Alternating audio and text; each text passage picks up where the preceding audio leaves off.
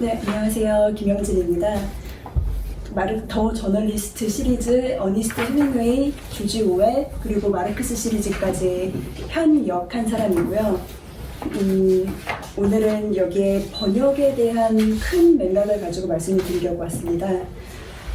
오늘 어떤 얘기 듣고 싶은지 다들 마음속으로 좀 생각을 하고 오셨을 거는 같은데요. 우선은 이제 기본적인 조사를 조금만 해볼게요. 이런 시리즈 책이 한국에서 나올 수 있는 것인가, 나오는 데까지는 어떤 어려움이 있는 것인가, 그런 말씀도 드리고 싶었고요. 그 다음에 이런 거를 한국 사람이 낼 수가 있는 것인가. 사실 이런 지금 이 각각의 글들이 모여있는 책이 영미권에서 나와 있지 않거든요.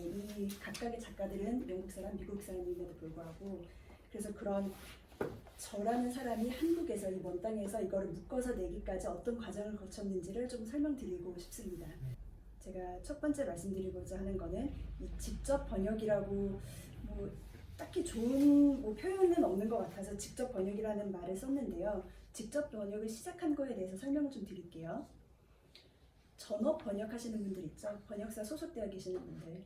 그런 분들이 아니라 저처럼 제가 하고 싶어서 직접 이거는 그냥 내가 해야 되겠다 싶어서 시작하는 그런 프로젝트에 대해서 말씀을 좀 드리고자 합니다. 제가 여기다가 되게 호기롭게 나는 그냥 직장인이 아니다 라고 이 단어들을 인쇄물에 썼는데요.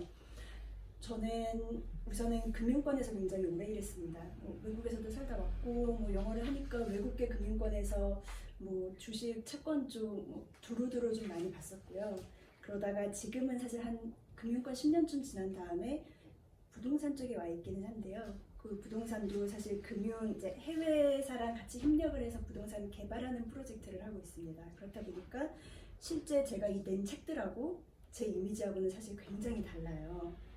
저만 해도 만약에 어디서 해밍웨이에 대한 책을 누가 썼다라고 하면은 당연히 어디서 문학 공부를 좀 하셨고 국어 국문학과를 나오셨든 아니면 혹은 사회운동을 하시던 분이 관심이 있어서 오웰 쪽을 좀 더 파고드셨든 이렇게 생각을 했을 텐데 저같이 이렇게 소위 랜덤한 직장인이 업무랑 상관없이 하게 되는 경우가 많지 않다고 생각을 하고 있고요. 저 같은 경우에는 굉장히 얻어 걸렸다고 봐야 될 것 같아요. 제가 가끔 인터뷰할 때 얘기했는데 해밍웨이 같은 경우에는 제가 그냥 개인적으로 인터넷에서 무언가를 그냥 읽다가 이 책 중에 하나 실려있는 아프리카에는 독수리가 난다라는 책 기사를 에스콰이어 클래식이라고 하는, 그러니까 지금 우리가 생각하는 그 에스콰이어 잡지의 옛날 그 기사들을 다 디지털화 시켜가지고 도서관처럼 온라인 도서관으로 만들어놓은 데서 봤습니다. 그런데 저 그렇게 감수성이 넘치는 스타일은 아닌데요. 눈물이 나는 거예요. 그게 무슨 얘기인지 해밍웨이 읽어보셨으니까 아실 거고 혹시 모르시는 분들 말씀을 드리면은 이탈리아가 에티오피아를 침공을 했어요. 1930년대 얘기입니다. 그래서 이탈리아를 막 이제 전쟁터 이탈리아 청년들이 가죠. 그러면 사실 그 숫자로만 치고 보면은 에티오피아 사람들은 무기도 없었고 그렇다 보니까 수십만 명이 이제 사망자가 나왔습니다. 민간인 포함해서. 그거에 비해서 이탈리아 군은 예를 들어서 한 1000명 정도 죽은 걸로 알고 있어요. 사상자 이제 민간인까지 합하면은 10,000명, 20,000명 된다고는 하지만 그러면 누가 생각해도 당연히 센 이탈리아가 약한 에티오피아를 침공해서 싸워서 제국의 이런 무력 침공이 참 나쁘구나까지 생각을 할 텐데 이 책에서 독수리가 난다라고 하는 내용은 뭐냐면요. 그렇게 해서 전쟁터에 간 이탈리아 청년들이 사실은 없는 집안 청년들이 그 전쟁터 뜨거운 나라에 끌려가서 공격을 당해서 다쳤는데 바닥에 이렇게 누워 있으니까 지금 저 조명처럼 엄청 땡볕이 있었겠죠. 그 위에서 독수리가 날아드는 거예요. 그래서 다쳤으니까 움직일 수는 없는데 독수리가 눈부터 파먹어요. 그러면은 그 얘기를 이제 해밍웨이가 그래서 하면서 그런 이탈리아에 죽어가는 그 뜨거운 땅에서 죽어가는 이탈리아의 청년들한테 몸을 뒤집어서 눈이 아니라 등을 파먹히더라도 어쨌든 얼굴을 보존하기 위해서 몸을 뒤집기를 바란다. 이런 얘기를 하면서 독수리에 대한 얘기라는 그런 표면 아래서 실제로는 이 승자와 패자가 있는 중에서도 그 승자를 구성하는 각 개개인들이 어떤 사람인지 굉장히 마음 아프게 설명을 하는 글이거든요. 이거를 읽고 나니까 이 글은 조금 제가 번역을 해봐야 되겠다 싶어서 개인적으로 번역을 해서 친구들도 좀 보여줬어요. 그러다가 편집자랑은 다른 책을 프로젝트 하나를 완료를 해서 맨박스 번역했거든요. 랜박스 번역하고 나서 같이 이제 커피 마시고 얘기하자라는 자리에서 이걸 보여주면서 저는 이거를 번역을 해보고 싶습니다 라고 했더니 오케이, 굉장한 글이고 한국에 번역이 된 적이 없는 글이다, 한번 같이 고민을 해보자, 그렇게 해서 시작된 글입니다. 사실 그렇기 때문에 웃는 거 아니고요. 그렇기 때문에 마케팅이나 다른 부서분들은 어떻게, 출판사 내 다른 분들은 어떻게 느끼시는지 잘은 모르겠지만 적어도 제가 가까이에서 말씀을 나누곤 했던 편집자분들께서는 좀 많이 마음이 무거운 시간을 보내시는 걸로 알고 있습니다. 책 자체, 원고 자체의 가치보다 어떤 때는 더 앞서서 생각해야 되는 우선순위가 있다는 것 때문에 힘들어하시는 분들도 덜어 있고요.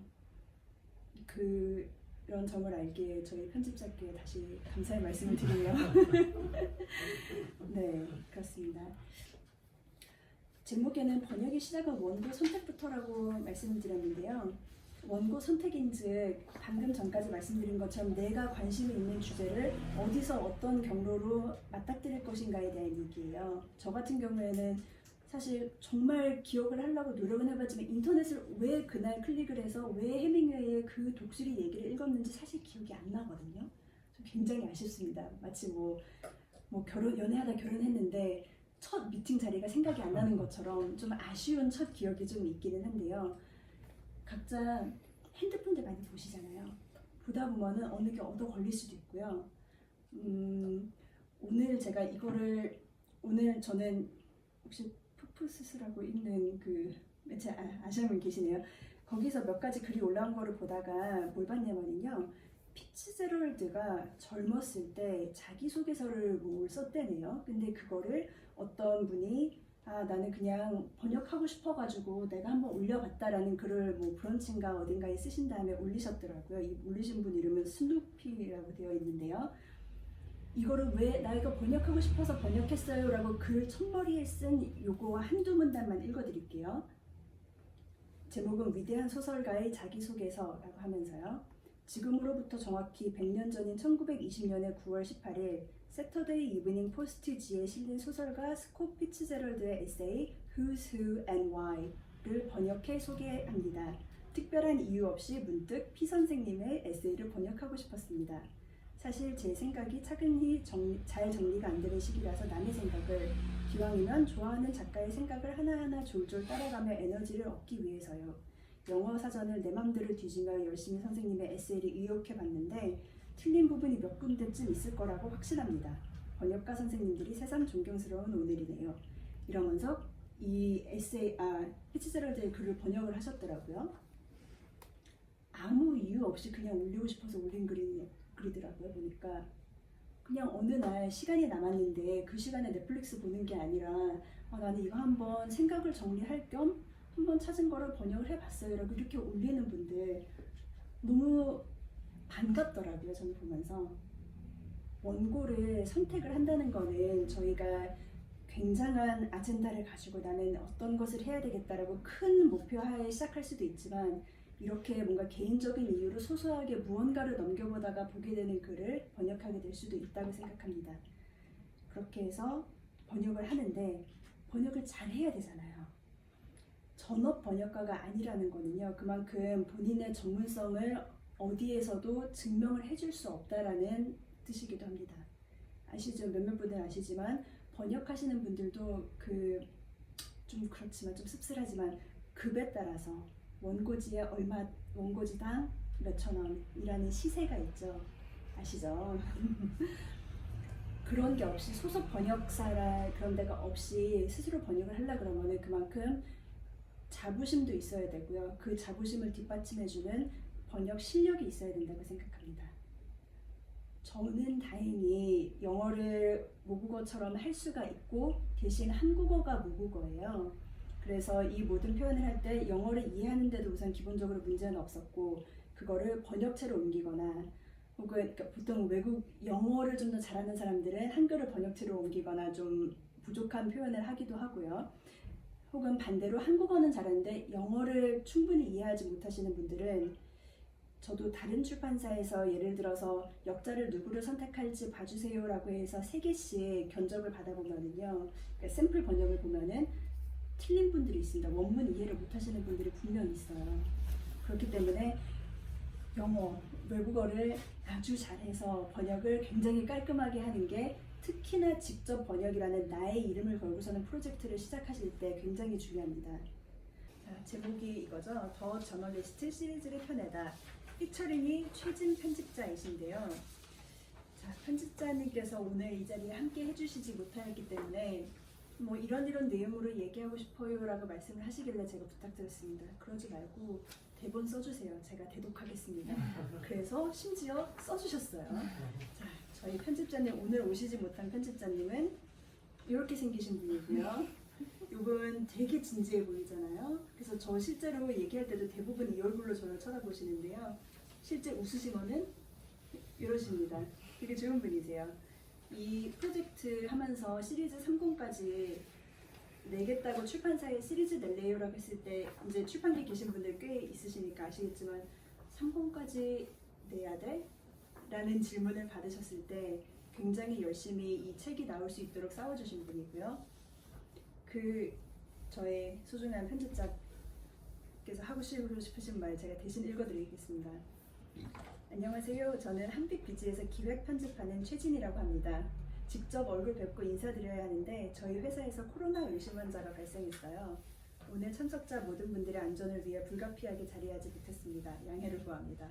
이런 사연이 있었습니다. 오늘 오전에 직원분 한 분께서 그 검사를 받으러 가셨대네요. 그래서 부득이하게 당일 못 오게 되셨습니다.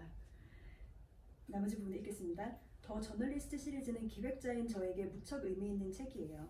한빛비지에서 처음 기획한 시리즈 도서였고, 그래서 다른 기획보다 회사에 더 많은 설명이 필요했고, 처음 원고를 본 날 머리에 불꽃이 튄 그런 기획이었죠.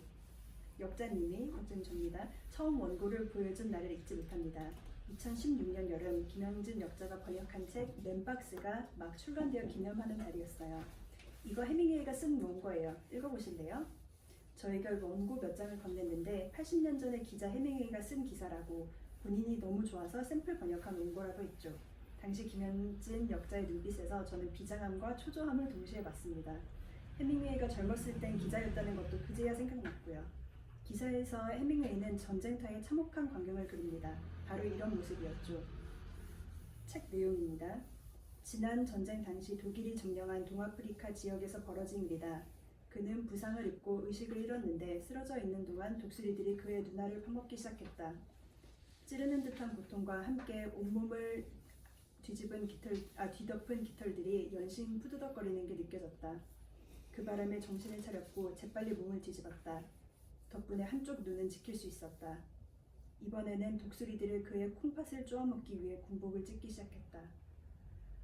더 저널리스트 어니스트 해밍웨이의 아프리카에는 독수리가 난다 중에서 있는 발췌문입니다.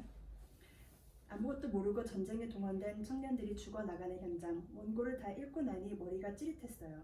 역자에게 물었죠. 기자 출신의 작가 또 누가 있어요? 더 저널리스트 시리즈는 기사 모음집 형태로 기획됐습니다. 원고 확보를 위해 편역자인 영진 씨가 온라인과 오프라인 양쪽에서 오랫동안 자료를 수집을 했어요. 기사의 중요도를 따지고 선별하고 번역을 퇴고하고 다시 문맥을 확인하고 역자의 열정과 책임감이 없었다면 끝내지 못했을 일입니다.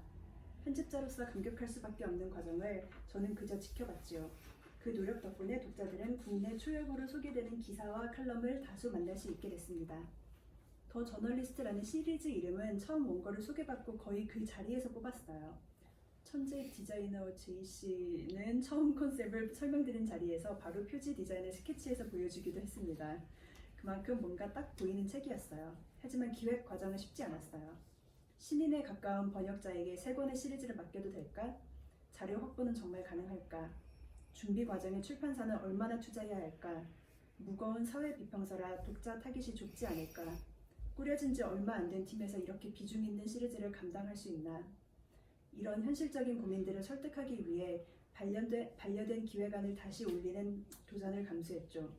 당시 리스크를 줄이기 위해 기꺼이 인세를 줄여준 역자에게도 이 자리를 빌어 감사드립니다. 뭐 그런 분위기가 있었습니다. 수많은 원고를 앞에 놓고 역자와 편집자는 몇 차례 몇 시간씩 승강의를 했어요. 역자가 이 문장을 수정 없이 그대로 살리면 안 될까요? 물으면 편집자는 그러면 독자들이 이 문장을 바로 이해할 수 있을까요? 되물었고요. 문장의 의미가 독자에게 가장 효율적으로 가닿아야 한다는 편집자와 원문의 느낌을 최대한 살려야 한다는 역자, 서로 귀한 카드를 함부로 내줄 수 없다는 듯 첨예했던 시간들. 다른 사람은 몰라도 조지 오웰과 해밍웨이가 저의 노고를 좀 알아주면 좋겠네요. 두 분 말씀하셨지만 실제로 번역 제일 힘든 건 마르크스였습니다. 자, 유명 작가의 원문을 찾아 번역하고 골라서 책을 낸다. 완전히 새로운 기획은 아닐 수 있어요. 하지만 책을 준비하는 사람들이 느끼는 무게감은 다릅니다. 저는 이 작가들을 통해 당연한 일상, 보이지 않는 삶, 위선과 가식에 질문하는 법을 배웠어요. 멀리 외국에서 벌어지는 작은 사건에서도 그렇게 쉽게 눈을 돌리지 않습니다. 이게 과연 공정한가? 이게 정말 최선인가? 같이 묻는 사람이 되었으면 좋겠습니다. 두서없는 얘기를 김영진 역자님이 대독해 주셔서 그나마 좀 덜 부끄럽네요. 고맙습니다.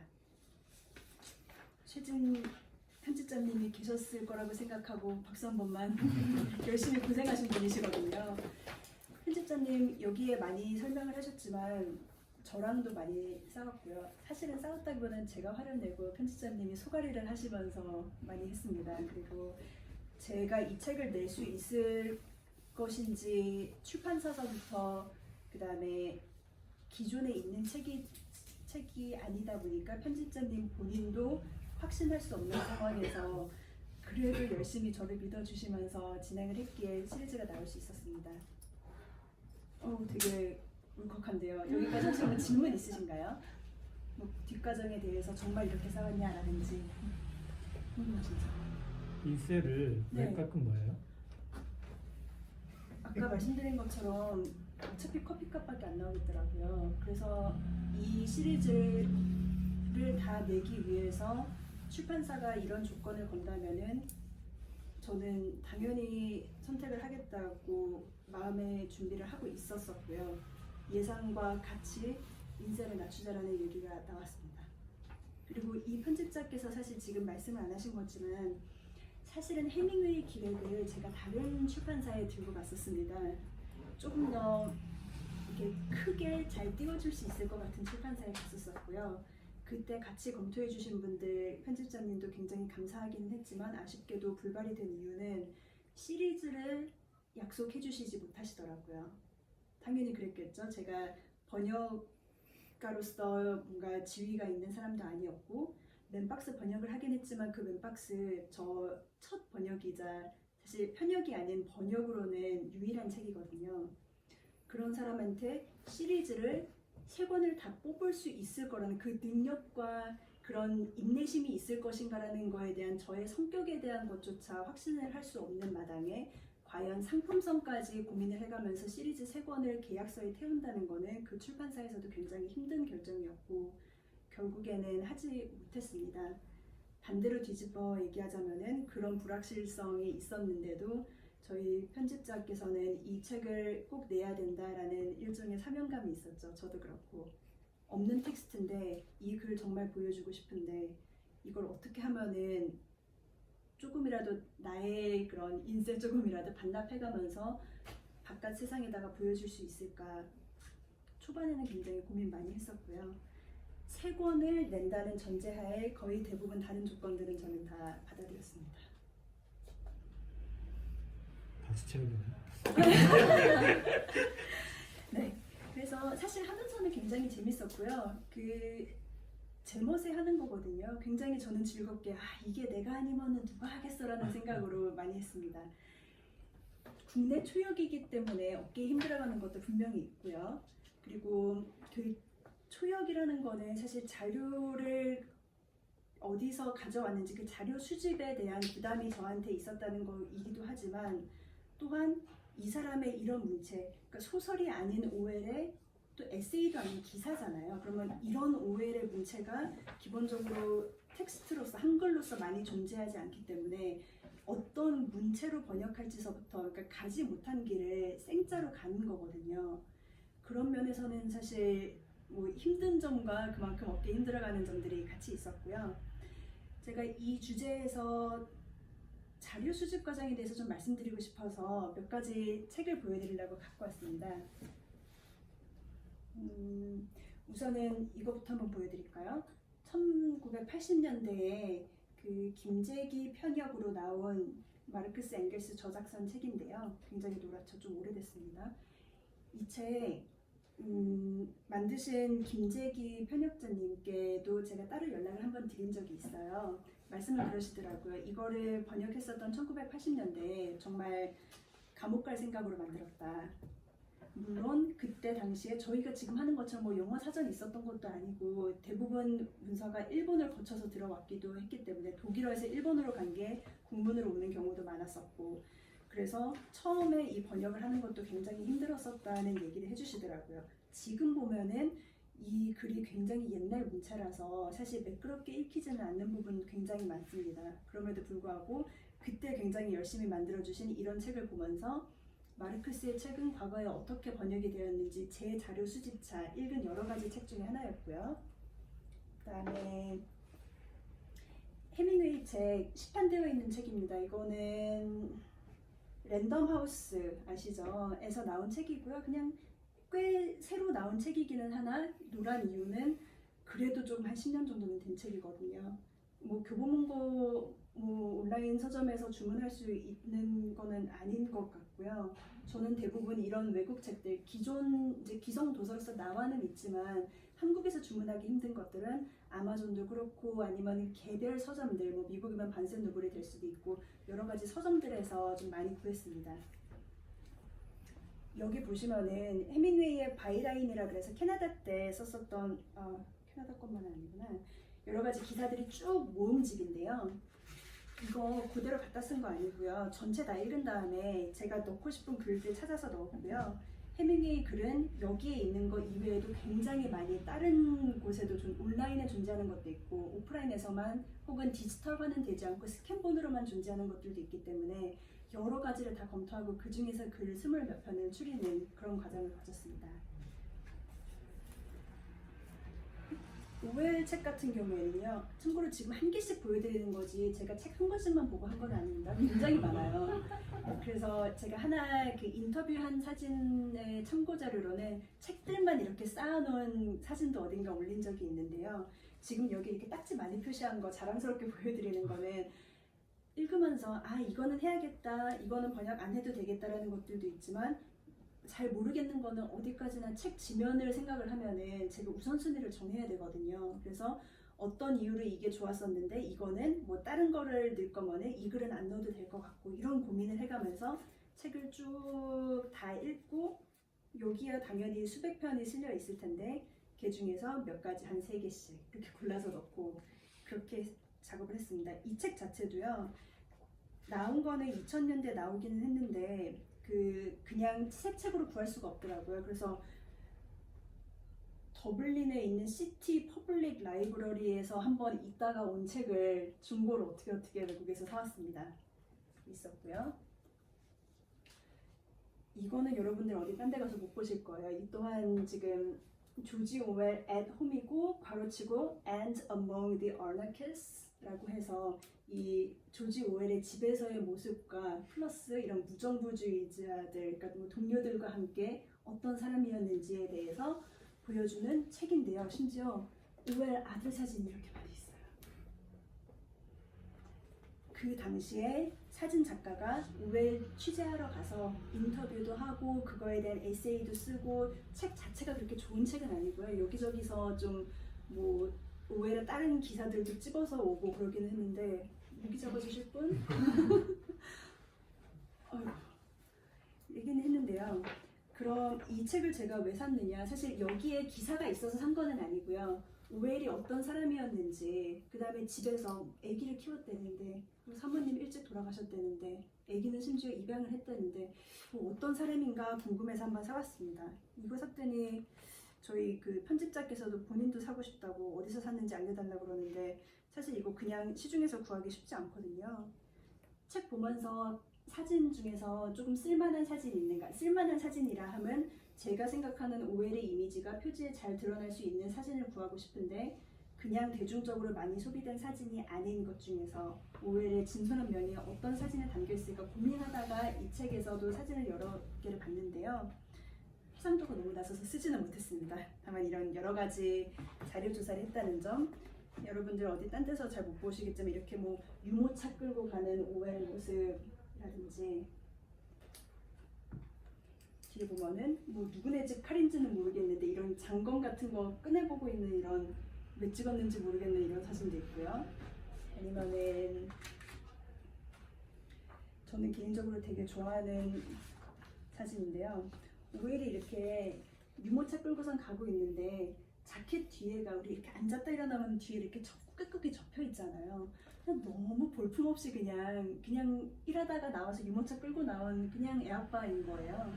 이런 사진 보니까 아, 오웰이 참 이런 사람이었구나. 우리가 생각하는 1984를 쓴 엄청난 역작을 쓴 작가이기도 하지만 그 이미지가 전부가 아니거든요. 그런 모습 보는데 굉장히 재밌어서 자료를 구해서 쏠쏠하게 읽고 있던 책이고요. 자료 수집 과정에 대한 설명에서 가장 마지막 대미로 제가 자랑하고 싶은 이런 잡지인데 이거 몇 년도 잡지일까요? 보이면 안 되지. 한 몇 년도쯤 책인 것 같으세요? 70년대? 네, 물론 아니죠. 이거 1938년도거든요. 어디 인터넷에 뒤져가지고요. 영미권도 아니고 무슨 네덜란드 어디에 있는 중고 서점에서 발견해가지고 주문했는데요. 이거 왜 샀냐면요.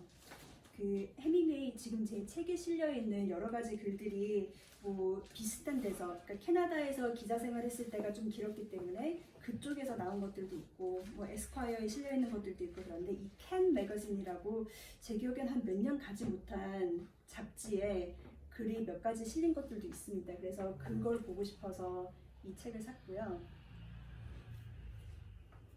참고로 여기서 제가 보여드릴 이 글은 해밍웨이 책에 번역돼서 실렸습니다. 영문 제목으로 제가 이거는 좀 서서 보여드릴게요. Dying Well or Badly 라는 이 글인데요. 서서도 보여드리지만 한번 설명한 다음에 돌려서 보여드리겠습니다. 전쟁의 참상에 대한 얘기예요. 사진들 오웰이 전쟁터에 직접 가서 찍었습니다. 여기까지는 볼만한 사진이기는 한데 이 뒤에서부터 조금 심한 사진 나오니까 염두에 두시고요. 해밍웨이 책에 지금 실려있는 사진이긴 한데요. 이 각각의 군인들이 이렇게 얼굴이 날아가고 다리가 날아간 이 사람들에 대한 얘기를 해밍웨이가 기사에서 합니다. 그래서 이 책들, 이 사진을 우선은 한번 돌려드릴게요. 1930년대 책 한번 만져보시라고. 맞으세요? 네.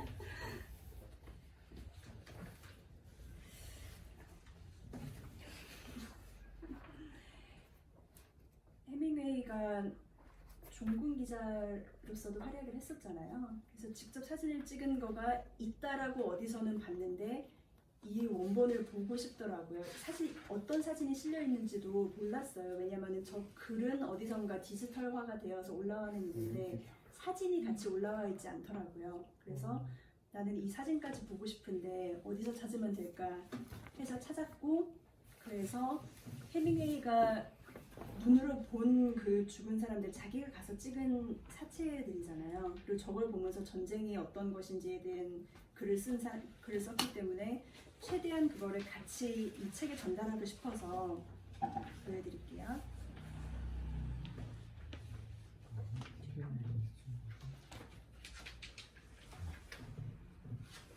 제목은 사실 아까 읽어드린 영문 제목은 Dying Well or Badly라고, 그러니까 죽기는 죽는데 잘 죽든 뭐 거지같이 죽든 뭐 이런 정도인데 제목을 좀 바꿨습니다. 의역해서 당신을 위한 누군가의 죽음이라고 했고요. 글을 읽어보시면 왜 이런 의역을 달았는지 아실 것 같습니다. 그래서 거기 있는 사진 하나씩 책에 실었고요.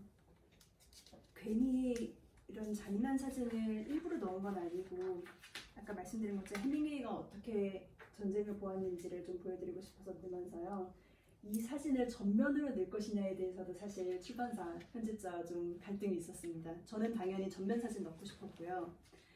이게 그래도 미성년자도 볼 수 있는 사진인데 그렇게 크게 사진을 꼭 넣어서 잔인함을 강조하는 거가 옳은 것이냐에 대한 그런 고민도 있어서 어느 정도 가장 좀 심한 부분은 책 중간에 약간 찝혀 들어갈 수 있을 정도로 최대한 적절하게 편집을 해서 책에 넣었습니다.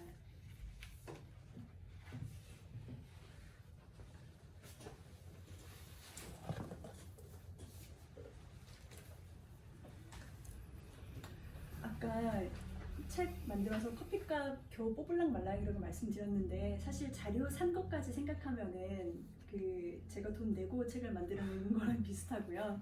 자료들 각각 근데 물론 전혀 아깝지는 않습니다. 왜냐면 이것들이 지금 번역서도 당연히 없고 현재 그런 영미권에서도 시중 판매되지 않는 책들이 대부분이다 보니까 이거를 지금 이 시대에 살고 있는 사람 중에서 나 포함한 몇 명 모르겠지? 라는 그런 일종의 자부심 같은 것도 좀 있었고요.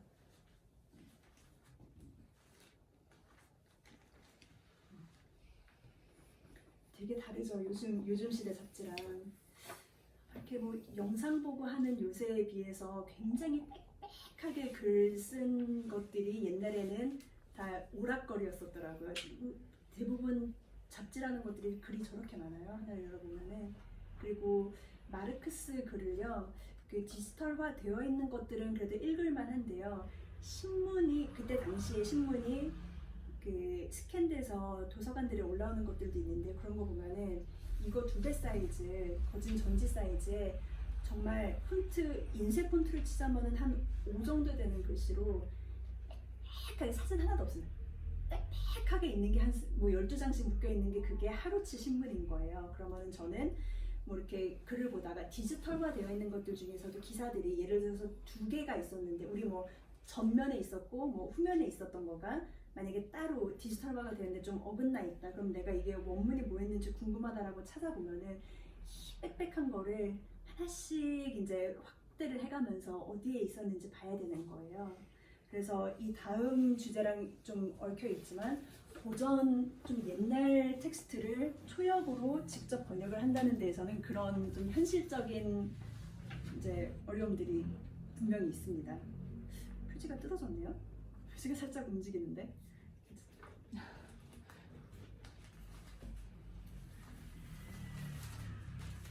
혹시 궁금한 거 있으신가요? 네, 알겠습니다. 그러면은 직장 다니면서 번역을 병행한 거에 대해서도 살짝 말씀을 드리고 넘어갈까 하는데요. 우선은 직장 다니면서 하기 때문에 분명히 시간 오래 걸리고요. 번역 업으로 하시는 분들하고 비교가 되지 않는 늦은 속도로 번역을 하게 됩니다. 그래서 여기 아까 언급한 것처럼 한 2016년쯤에 처음 기사를 번역해서 들고 왔는데 3권이 다 나오는데 한 거진 5년이 걸렸네요. 그 사이에 물론 놀던 시간도 있지만 아시다시피 프로젝트를 하면은 거의 이제 마감 때쯤 돼가지고 막 하고 그 다음에 한동안 피드백 없다가 편집자께서 막 쓴 거를 갑자기 보내주면서 자, 이교를 다음 주까지 넘겨달라 뭐 이런 식으로 일이 진행되곤 하는데요. 그거를 사실 현실적으로는 만약에 직장 다니면서 번역할 생각이 있으신 분들이 있거든. 직장 야근 있는 직장 다니시면서 하기에는 솔직히 쉽지 않습니다. 본인이 프로젝트를 오래 가고 너무 번아웃 된다 그러잖아요. 너무 빨리 힘들어서 포기하게 되지 않도록 직장에서 보내는 시간이 좀 긴 분이 내 프로젝트를 직접 번역하는 프로젝트를 가져가고 싶다라고 하신다고 하면은 우선 기본적으로 기간은 좀 길게 보고 시작하시는 거를 추천드리고요. 해밍웨이가 그런 얘기를 했더라고요. 글 쓰는데 어떻게 하면 글 잘 쓸 수 있어요? 해밍웨이에 실린 글 중에서 맨 마지막 글에 나오는 얘기입니다. 누가 어떻게 하면 잘 쓸 수 있어요? 그랬더니 잘 써질 때 멈추라고. 그래야지 그 다음날 쓸 때 어제 쓰고 싶었던 얘기가 있었는데 너무 잘 써지는 중간에 멈췄으니까 아직 다 진짜 잘할 수 있을 것 같은데 라고 흥분된 그 기분으로 다음날 글쓰기를 시작하라 그런 얘기를 하거든요. 그래서 저는 번역을 할 때 날짜별로 어떻게 해야 되겠다는 대충 계획도 세웠지만 진짜 잘 됐다 싶을 때 해밍웨이 생각하면서 조금 멈췄다가 다음날 또 하고 제 스스로 페이스를 조절해가면서 했기 때문에 이 정도로 할 수 있었던 것 같습니다. 출간 후의 반응에 대해서도 어쨌든 이제 시리즈에 대한 얘기를 하다 보니까 말씀을 드리고 싶은데요. 대단한 히트 소설은 아니었고요. 근데 다만 애초에 저희는 이 책의 가치를 생각하고 지금 한국에 존재하지 않는 한글 텍스트를 번역을 하는 거기 때문에 어차피 이거를 뭐 국내 신문사에서 다 같이 모셔가서 짱짱짱 이렇게 홍보를 해줄 거라고 생각하지는 않았으되 다만 해밍웨이나 오웬 뭐 전부 다 읽으셨다고 그러셨잖아요. 이거 두분 중에 맞으시죠? 네네네. 그런 식으로 해밍웨이에 대해서 혹은 뭐 마르크스에 대해서 관심이 있으신 분들이 어느 날인가 제가 이렇게 어쩌다가 해밍웨이의 독수리 얘기를 읽은 것처럼 어떤 날 우연히 집어들 수 있는 그렇게 했을 때 이런 좋은 책이 있었구나라고 생각할 수 있는 책이겠지라는 생각으로 하면서 준비를 했습니다. 고전에 대해서 5번째 주제로 제가 고전이라는 거를 번역하는 게 어땠는지에 대해서 조금만 얘기를 드리고 싶은데요. 첫 번째 써놓은 게 그때도 유효했고 지금에도 유효했다라고 썼는데 이게 사실은 제가 번역하면서 제일 재밌었던 부분입니다. 100년 전 사람들이잖아요, 대부분. 그런데 하는 얘기가 오늘날 얘기랑 크게 다르지가 않아요. 아시겠지만 마르크스가 뭐 노동권에 대해서 얘기를 한다. 아시죠? 다들 노동자가 힘들게 일하고 기계로 인해서 대체가 되고 자본가가 돈을 벌고 요새도 하는 얘기잖아요. 그래서 그 고전이 현재랑 얼마나 비슷한지에 대해서 한번 여러분들하고 공감을 해보기 위해서 4권 자료 만들었는데 한번 보시겠어요?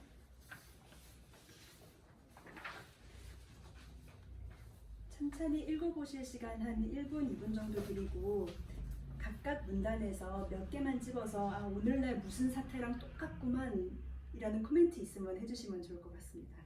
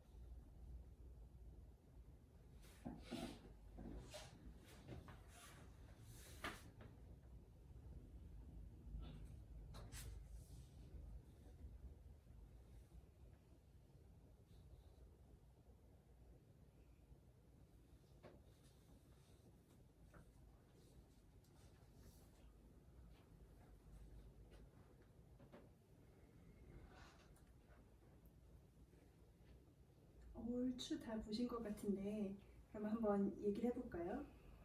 첫 번째 아일랜드 소장농에 대한 얘기를 마르크스가 했는데요.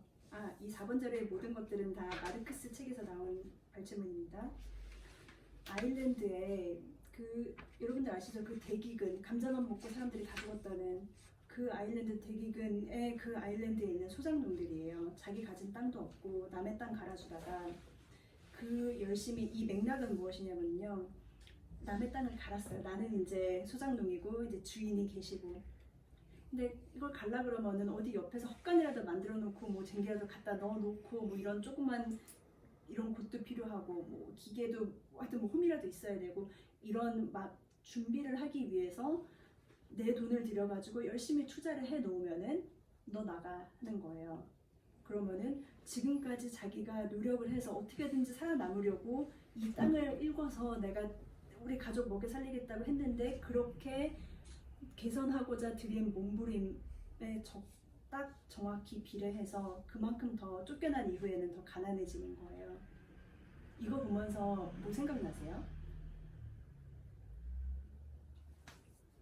제가 먼저 끊으면은 저는 이거 보면서 치킨집 생각 되게 많이 했거든요. 열심히 가게 뭐 퇴직금 들여가지고 치킨집 만들었는데 그랬는데 프랜차이즈 들어와서 나가게 됐다. 저는 이게 아일랜드 그때랑 지금 우리가 이거저거 조금 투자해서 어떻게 좀 먹고 살아보려고 하다가 더 아래로 미끄러지는 거랑 크게 다르지 않다는 생각에 굉장히 짠했습니다. 다른 거 하나만 더 볼까요? 이거는 여쭤볼게요. 그 왼쪽 밑에 있는 건데요. 노동자들이 생활 필수품 이상, 그러니까 먹고 살 만한 그 최저의 그 이상을 요구하거나 아니면은 근면으로 얻은 수익을 공유하려 들 때, 그러니까 뭐 이렇게 노동자가 일해서 기업에 돈이 들어왔는데 그거를 뭐 노동자에게도 뭐 임금을 올려주는 식으로 공유를 해달라 이렇게 했을 때 노동자들은 공산주의적 경향을 띈다는 혐의를 받곤 한다. 그러면서 기사에서 또 얘기를 하죠. 노동자들이 공손한 태도를 요청해야 그 요구가 수용될 수 있다고 말합니다. 공손한 태도가 대체 불변의 수요 공급 법칙과 무슨 관련이 있는가? 무역 도매상들이 커피값을 올리겠다고 공손한 태도를 요청했다는 말을 들은 적 있는가? 어떤 거 생각나세요?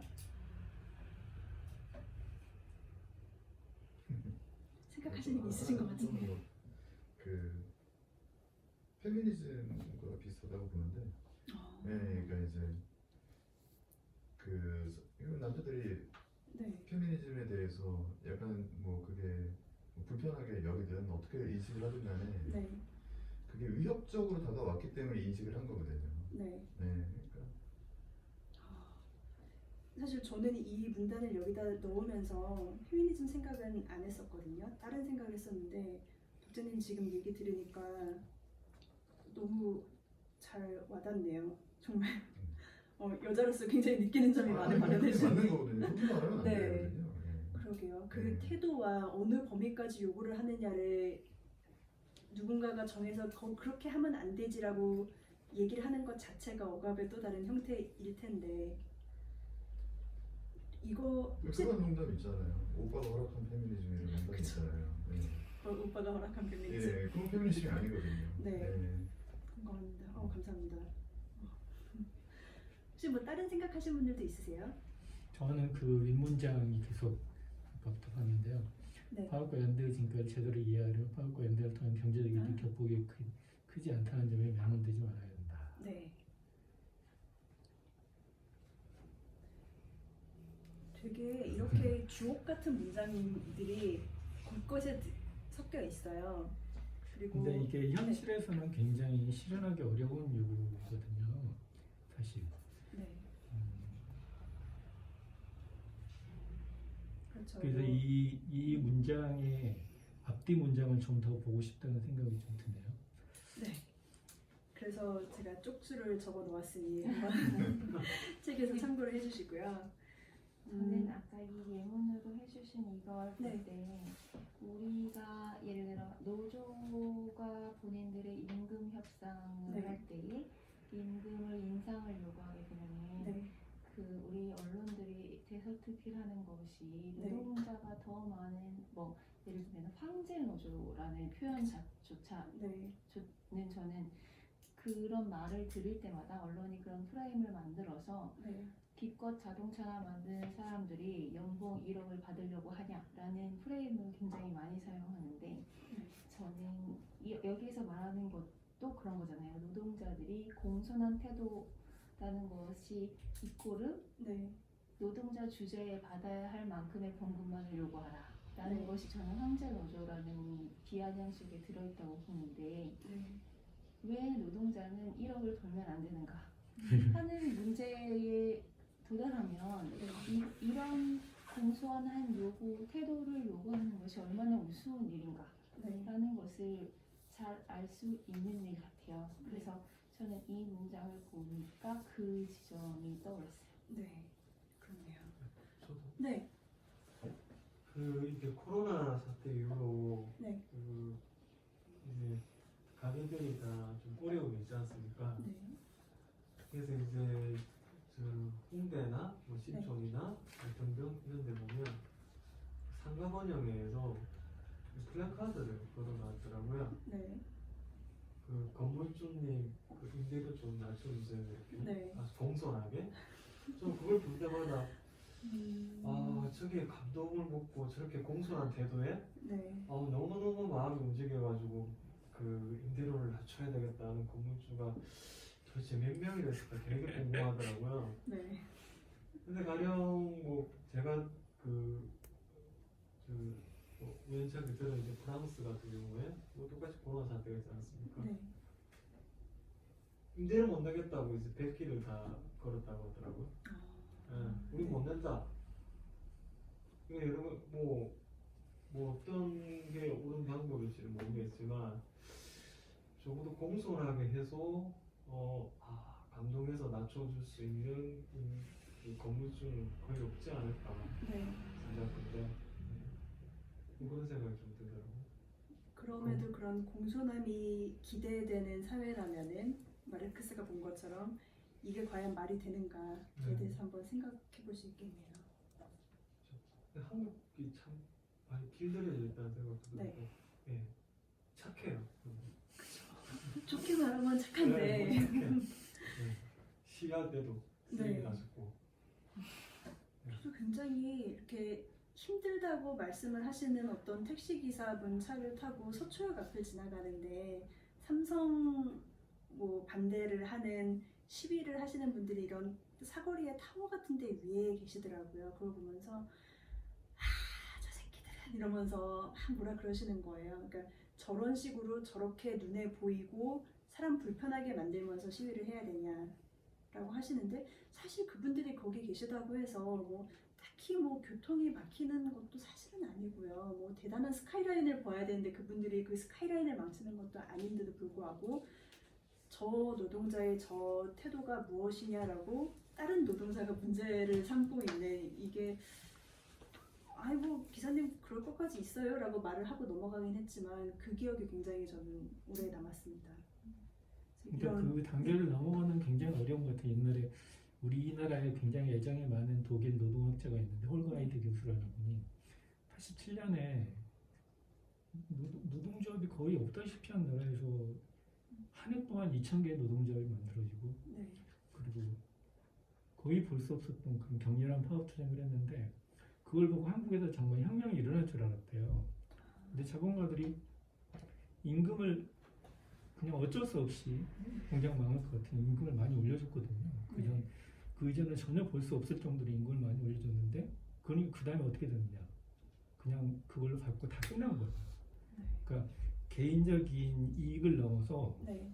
좀 더 그 단계를 넘어서 여기서 말하는 어떤 경제적 이익이 극복이 크지 않다는 점에 명을 두지 말아야 파업과 연대를 통한 그 단계를 넘어서 좀 더 큰 그림을 그리고 더 큰 전망을 보는 건 굉장히 어려운 일이다. 그러니까 네. 그 택시 기사들처럼 네. 이제 그 생각 하나를 넘어서 그걸 넘어간다는 것이 현실적으로 굉장히 어려운 일이라는 생각들을 좀 평소에 많이 했거든요. 네. 방금 말씀해주신 부분이 사실 이 발췌문 페이지에는 없는데 책에 다른 글이 하나가 있습니다. 마르크스가 얘기한 건데요. 그 당시에 차티스트 운동의 이제 선두 주자 중에 하나였던 어니스트 존스라는 사람의 말을 인용을 하면서 그다음에 일부는 마르크스 생각도 들어가 있고요. 이런 얘기를 합니다. 자본가들한테서 지금 임금 올려달라고 얘기하고 이렇게 당신들 싸우는 거, 노동자들에게 이제 싸우고 있는 거 이렇게 난리치다 보면은 분명히 임금 조금 올려준다고 할 거다. 거기에 안주하지 마라. 그게 아니라 당신들은 정치를 통해서 법을 바꿔야 된다. 그렇지 않으면은 지금 조금 올려준 그 돈 경기가 불황이 되면은 그만큼 또 다시 깎을 건데 그때 당신은 협상할 레버리지가 어디 있겠느냐. 지금 이렇게 시위를 하고 요구를 하는 것들은 법을 바꾸기 위한 것이다 라는 그런 내용을 강조하는 글이 있습니다. 지금 독자님 말씀하신 것처럼 이게 단순히 그냥 너무 여기 이런 얘기까지 다 가는 게 맞는지는 모르겠지만 어쨌든 사회에서 저희가 한 단계 더 좋은 변화를 이끌기 위해서 마르크스가 꿈꿨던 거기도 하니까요. 그러기 위해서는 조금 더 크고 다음 단계의 생각을 해야 되지 않을까. 책 읽으면서 그런 힌트를 좀 얻으실 수 있으면 그것도 나름 좋을 것 같고요. 여기서 하나만 더 볼게요. 그 오른쪽 밑에서 두 번째 한번 우선 먼저 읽겠습니다. 이 전쟁은 이기기 위해 병력을 더 모으는 쪽이 아니라 병력의 머릿수를 더 줄여나가는 쪽이 승리에 더 가까워진다는 점에서 특이하다.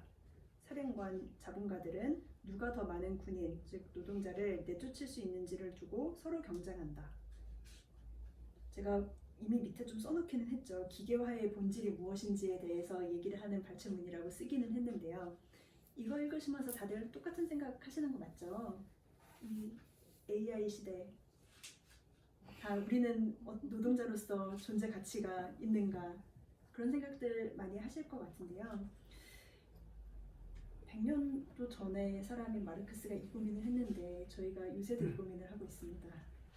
노동자로서 과연 이 전쟁이라고 발제문에서 얘기하는 것인즉 자본가들끼리 서로 싸우는 거거든요. 자본가들끼리 누가 이길까를 보니까 최대한 자동화를 많이 시켜서 처음에는 최대한 싼 인력을 데려올 수 있는 사람들이 이겼지만 지금은 그도 지나서 기계를 통해서 인간은 최대한 많이 배제하고 생산성을 높일 수 있는 그런 자본가가 이긴다. 여기서 노동자가 설 자리는 없다. 이런 얘기를 100년쯤 전에 마르크스가 했습니다. 이런 것 때문에 고전이라고 생각하는 이렇게 백년적 글을 읽는 게 굉장히 재밌더라고요. 오웰이나 해밍웨이 그래도 굉장히 요즘의 한국이나 요즘의 세상이 떠오르는 글들 많으실 거라고 생각합니다.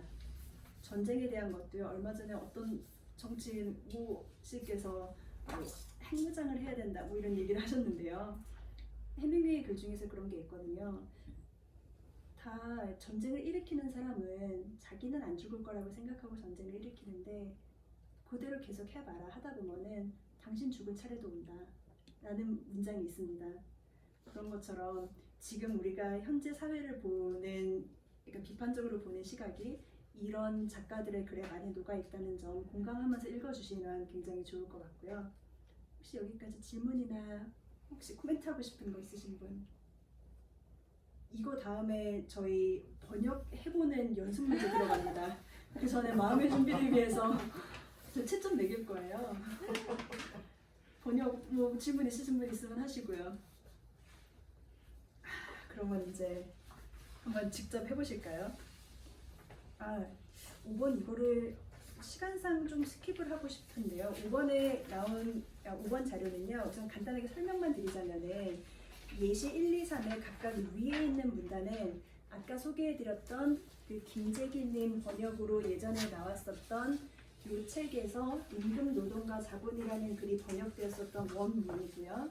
그거를 제가 다시 번역한 책에 실린 버전의 문장을 밑에 썼습니다. 이거는 이 기존 번역을 비판 혹은 비난을 하기 위함은 전혀 아니고요.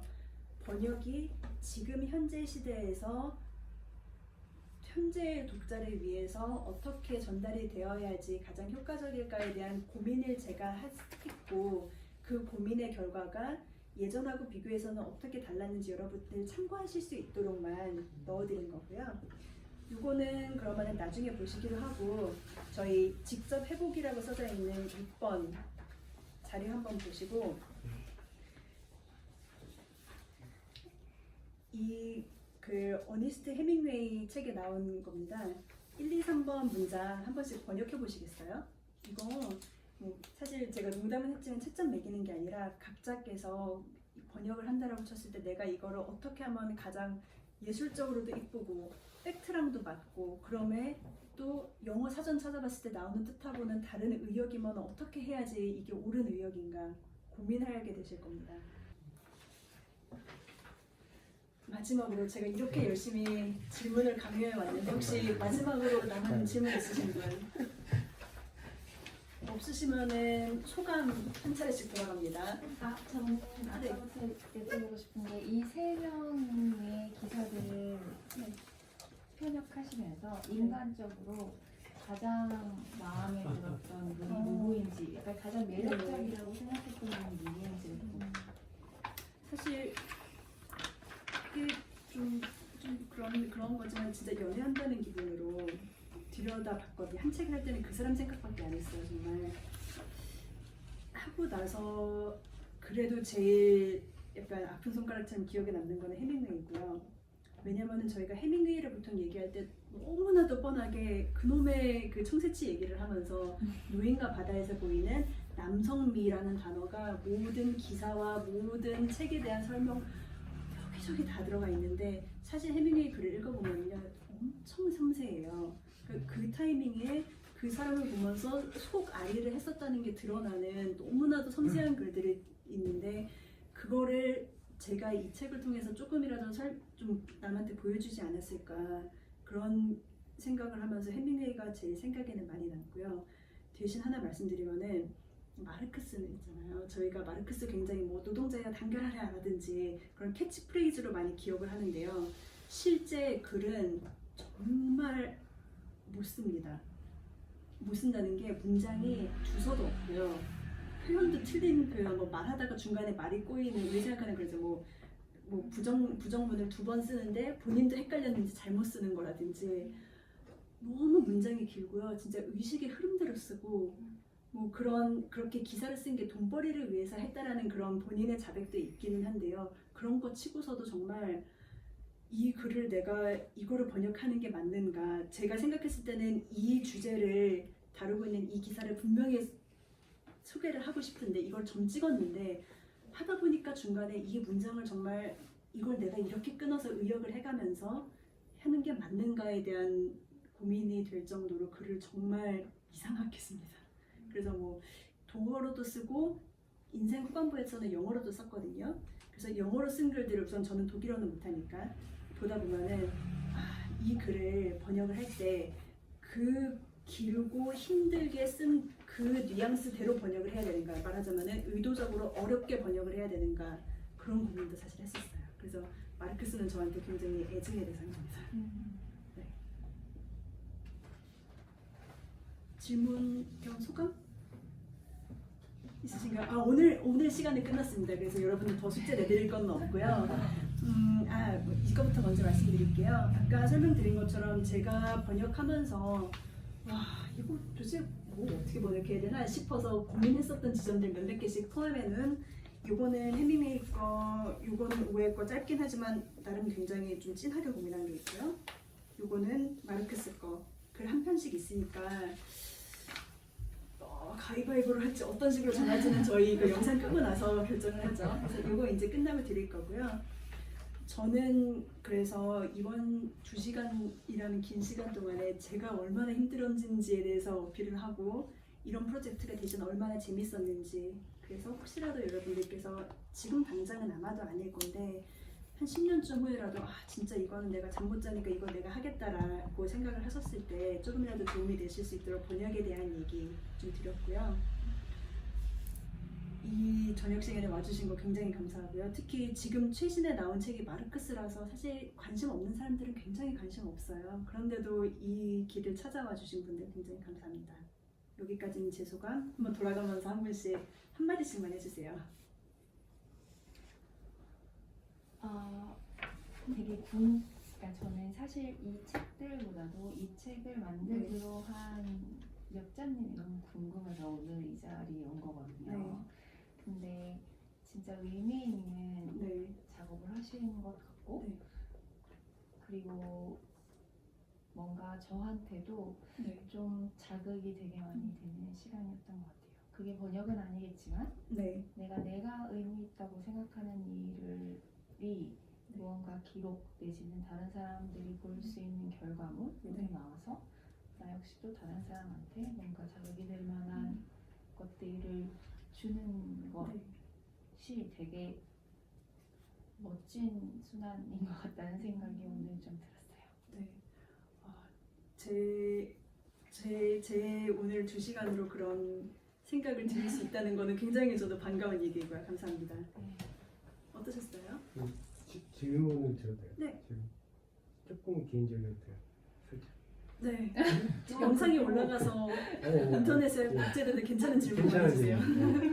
그러니까 이게 어쨌든 직장을 다니시면서 이 영어 관련 프로젝트를 하는 건데 제가 제일 궁금한 건 이게 어떻게 이거를 생각을 하시는지, 그러니까 사이드 프로젝트로 생각을 하는 건지, 아니면 나의 넥스트 프로젝트, 넥스트 커리어로 생각을 하는 건지, 아니면 이게 일종의 자아 실현의 어떤 뭐 그런 건지, 그게 좀 저는 제일 궁금하거든요. 왜냐하면 사실 직장을 다니면서 이걸 한다는 거는 네. 약간 직장을 다녀본 사람 입장에서는 이게 쉽지는 않을 것 같다는 생각이 들긴 해서 네. 그것에 대한 그리고 이게 지금 보면은 이런 저널리스트도 있지만 네. 아까 말씀하신 영화책도 있고 그렇죠. 그리고 거기 하나만 추가하면은 생각하시는 프로젝트가 또 있는지 네네. 앞으로 네. 그거 연결돼서 네. 네. 저에 대해 관심을 가져주셔서 굉장히 감사하고요. 사실 아까 한 3가지 정도 어느 케이스냐라고 물어보셨는데 셋 다 만든 것 같아요. 하나는 우선 어떻게 하다 보니까 얻어 걸린 것도 있었고요. 그럼에도 불구하고 제 자아실현이라는 거, 자아실현인즉 사실 제가 무엇이 되고 싶은지를 현실로 만들어낸다는 게 자아실현이잖아요. 내가 되고 싶은 모습, 제가 되고 싶었던 모습이 이런 멋들어진 거를 뭔가 되게 멋있게 만들어내는 거였었거든요. 그런 굉장한 이유가 있는 허영심에 시작한 거기도 하고요. 다음 단계를 생각하면서 한 것도 맞습니다.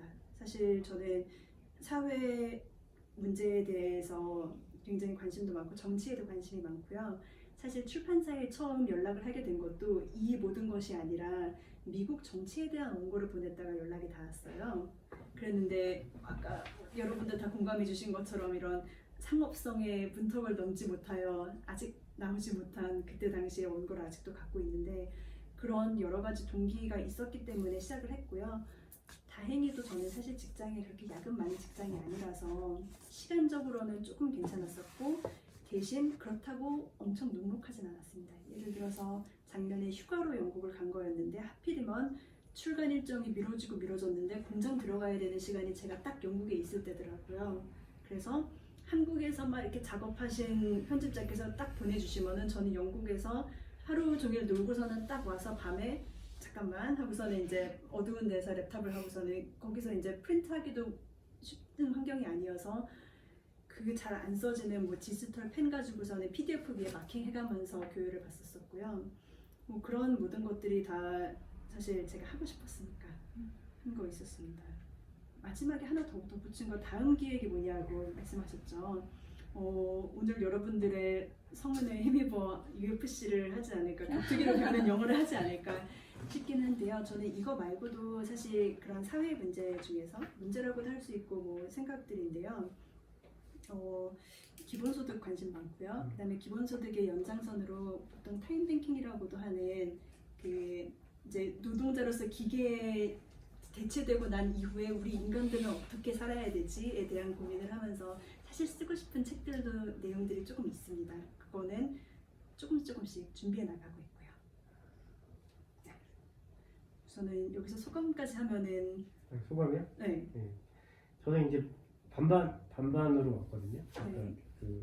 지금 이걸 쓴 사람에 대한 궁금증 반 그리고 저는 이제 한영에도 관심이 많으니까 네. 이제 한영 영어 한국어 관계에서 제가 되게 책을 읽으면서 답답하게 느꼈던 부분들 중에 하나가 이게 번역기로 돌린 것 같은 느낌이 드는 네. 특히 그 뭐 약간 되게 그러니까 되게 책 디자인은 되게 재밌어 보이는데 실제로 이제 글이 재미없는 경우들이 분명히 있거든요. 네. 예, 그럴 때마다 제가 이거 번역의 문제. 근데 이제 제가 이제 그런 거에 대한 뭐 모르니까 이게 번역의 문제인지 아닌지 그런 것도 잘 모르니까 그리고 특히 제가 좀 이거는 영어는 아니지만 독일 책이 되게 주제나 이런 게 되게 재밌어 보이는 게 많은데 네. 그리고 북유럽 책도 마찬가지고요. 네. 읽으면은 막 미칠 것 같은 거예요. 그러니까 이 무슨 내용인지 모르겠고 뭐 무슨 그냥 딱 제목만 보면 야 이거 진짜 꼭 읽어봐야 되겠다. 뭐 사회민주주의와 뭐 도서관과 작업장 너무 재밌겠다. 이거 딱 읽어보면 막 머리가 너무 아픈 경우가 많은데 문장이 안 끝나고 그래서 그런 부분들에 대한 좀 제 나름대로의 좀 이게 뭐가 문제일까를 좀 알고 싶었는데 네. 저는 다 뭐 오늘 2시간에 다 해결된 건 아니지만 그래도 어떤 좀 클루들을 좀 발견을 한 것 같아서 재밌었다. 네, 다행이네요. 되게 제가 준비한 주제들이 좀 너무 중구난방인가 준비했을 때는 그런 고민이 있었었는데 이것저것 얘기를 하다 보니까 그리고 워낙에 오늘 오신 독자님들께서 배경이 다양하셔서 서로 정보 교환을 하면서 조금 더 다양한 얘기가 나온 것 같아요. 그래서 유익한 시간이 되신 것 같아서 참 다행입니다. 네. 교수님, 어떠셨어요? 흥미로운 얘기 많이 들어서 좋았습니다. 네, 감사합니다. 혹시 뭐 개인적으로 저희 책 아직 지금 다 안 여기 읽으셨어요? 샀어요. 아, 샀어요? 한번 했고요. 네, 이제 저는 신문에 이렇게 검색을 해보니까 네, 이 금융이나 이런 일을 하시는 분이 왜 네. 헤밍웨이나 마르크스나 조지 같은 그 좌파에 관심을 갖고 이런 책을 썼나. 네, 이분의 머릿속은 뭔가 이런 생각. 네. 이분 어떤 생각을 하고 사시는 분인가 약간 궁금했어요. 네, 사실 그거는 저 얘기하고 싶어서 근질거렸던 건데 언급해 주셨으니까 말씀드리자면은 사실 금융권에서도 특히나 외국계 금융권이라는 거는 굉장히 돈도 많은 돈대고요. 보통 아주 일반적인 직장인들과는 또 다른 직장이 존재한다고 생각하거든요. 거기다가 심지어 거기서 나와서 간 데가 지금 부동산 개발업이기 때문에 이쪽도 사실 좀 돈이 많은 데예요. 그렇다 보니까 사실 제가 같이 일하시는 분들, 그 다음에 예전서부터 겪어왔었던 주변의 많은 분들이 저의 지금 모습을 보면은 아시죠? 빨갱이 라고 생각을 농담으로도 하시고 진담으로도 하시는 분들도 좀 있는 것 같고요. 그럼에도 불구하고 제가 아까 한번 말씀드렸었던 그 기자분께서 써주신 기사에 조금 더 잘 나와 있습니다만 저는 이런 소위 좌파 혹은 그런 이제 사회 노동자에 관한 주제를 제가 다뤄야 된다라는 굉장한 당위성을 가졌었던 게 있는 사람이 해야 되는 거 아닌가. 말하자면은 뭐 어디서 뭐 종이접기라도 한다 그러면은 시간이 많은 사람이 하는 게 맞잖아. 시간 없는 사람이 종이접기 하고 있는 거 아닌 것처럼 뭔가 남들이 봤을 때 시간도 걸리고 어려울 수도 있고 혹은 뭔가 이 현실 세계에서 중요하다고 생각되는 돈, 뭐 이런 돈과 지위와 이런 거에 사실 딱 맞아 떨어지지 않는 이런 프로젝트를 한다는 거는 그만큼 여유가 있고 마음의 여유도 그렇고 금전적인 여유가 될 수도 있고요. 그러다 다음에 제가 다행히도 외국에 살다 왔기 때문에 그런 되게 풍족한 나름의 유복한 환경이 있었기 때문에 저 같은 사람이 이거를 하는 게 더 당연하지 않은가라고 생각했습니다. 물론 그렇지 않은 분들이 하지 마시라는 건 아니고 당연히 제가 할 수 있고 하고 싶은 일이기 때문에 한다라는 생각으로 꾸준히 해왔습니다. 소감 감사하고요.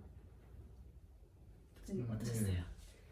뭐 이렇게 뭐 회사에서 이렇게 퇴근하고 하셨다라고 하는 게 저는 되게 좋았고요. 네.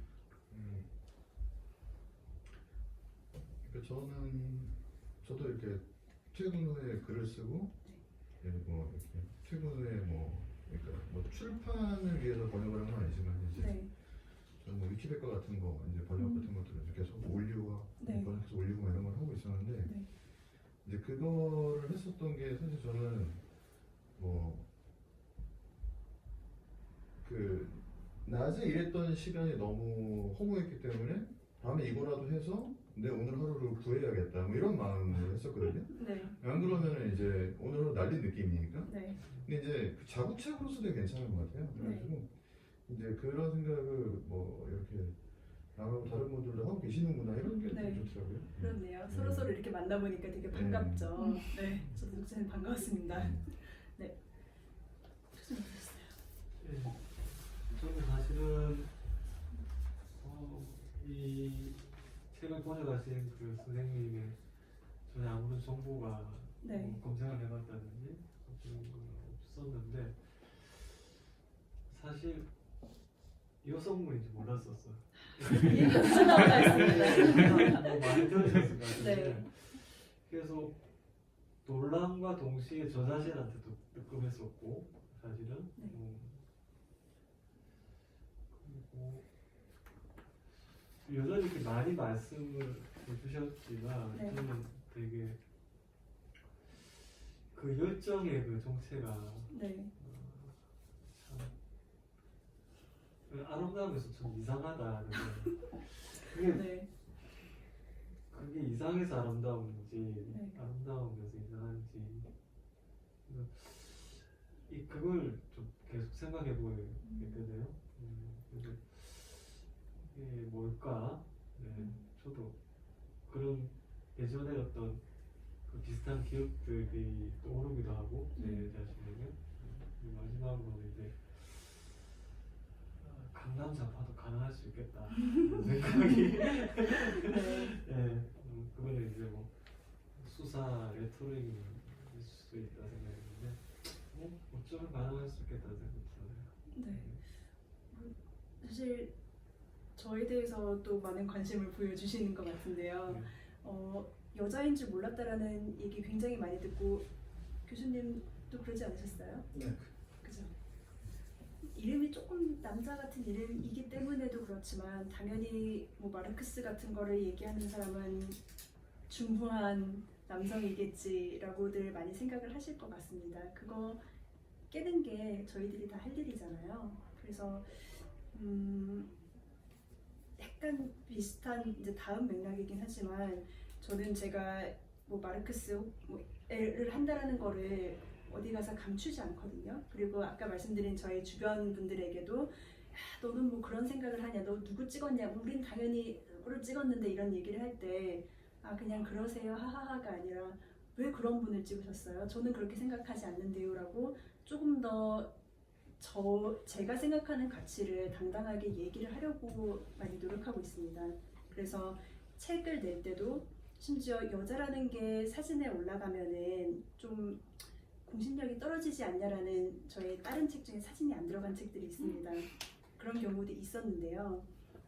제가 여자인 게 마이너스가 된다고 하면은 그걸 깨기 위해서는 제가 앞에 나서는 수밖에 없거든요. 그래서 최대한 기사에도 그렇고 제 얼굴 쓰시라. 뭐 젊은 여자처럼 보여서 한 사람들이 안 읽는다 그러면은 이런 케이스가 쌓이고 쌓이면은 그 사람들도 생각이 바뀌겠지 라는 그런 생각으로 조금 더 앞에 나서려고 노력을 하고 있습니다. 와주셔서 감사하고요. 네, 마지막. 네, 저는 사실 여기 오려고 생각했던 가장 큰 이유는 제가 이제 대학원생인데 이제 박사과정이 다 끝나서 이제 취직을 축하드립니다. 해야 되는데 이제 그 연구소 쪽으로 저는 가고 싶다고 생각을 하는데 이제 전공이 1월 1일이거든요. 근데 좀 먹고 살기가 깝깝한 과예요. 그래서 이제 뭐 교수님들한테 여쭤보고 하니까 뭐 기본 3자보다 근데 고민을 하던 것 중에 그리고 흥미가 있었던 것 중에 번역이 있었어요. 근데 마침 이제 미은서점에서 이제 직장을 다니시면서 번역을 하시는 분이 와서 말씀을 해주신다고 하니까 일단은 좀 여쭙고 싶었고 그리고 이제 뭐 마르크스라는 주제가 제가 전공하고 있는 작가랑도 꽤 인연이 깊은 그런 사람이라서 그래서 또 안 볼 수가 없어요. 일본 문학을 하다 보면은 좀 말씀을 들을 수 있는 기회가 있어서 좋았던 것 같고 이제 뭐 맨박스라는 책을 번역을 해주셨잖아요. 그래서 사실 저도 뭐 그런 사회 이슈에 굉장히 관심이 많은 편인데 페미니즘 이슈 안에서도 다 결이 다른 스펙트럼이 있는데 그 안에서도 진짜 필요한 얘기라고 저는 생각을 하거든요. 맨박스라는 그 개념 자체가 굉장히 중요하다고 생각을 하는데 그런 분이랑 같이 이렇게 말씀을 나눌 수 있어서 되게 좋았던 것 같습니다. 감사합니다. 칭찬에 칭찬이네요. 실례지만 전공이 뭐세요? 저는 말씀 안 하셔도 돼요. 아베코고 하고 있습니다. 그 번역을 직접, 그러니까 쓰기 작업을 하시면서 하나를 번역을 하시기에는 사실 어렵기는 할 것 같아요. 그럴 때 조금 더 제가 생각했을 때는 좀 더 전략적일 수 있는 게 아까 얘기하신 그런 메뉴판이라든지 그런 것처럼 그러니까 내가 무엇을 번역할지 선택하는 것도 뭐 얕게 혹은 좀 전략적으로 생각할 필요가 있다고 생각하는데요. 저는 이거를 충분히 자료 조사를 할 수 있을 만큼 시간과 여건이 됐거든요. 그게 되지 않는데 내가 그래도 하고 싶은 번역이 있다라고 치면은 과연 프로젝트로서 만들 수 있는 하나의 상품을 제조를 하는 거잖아요. 제조 과정을 위한 툴들이 내 손에 있는 게 무엇이지? 뭘 만들 수 있지? 를 생각해 보셔서 뭐 굳이 사이즈로 보자면 좀 더 작은 프로젝트로서 먼저 시작하시는 것도 사실 한 방법이 아닐까 그런 생각은 좀 듭니다. 잘 되셨으면 좋겠어요. 감사합니다. 네, 오래 있어주셔서 감사합니다. 약간 어떻게 마무리해야 되죠? 박수. 박수 한번 주시면 감사합니다. 고생하셨습니다.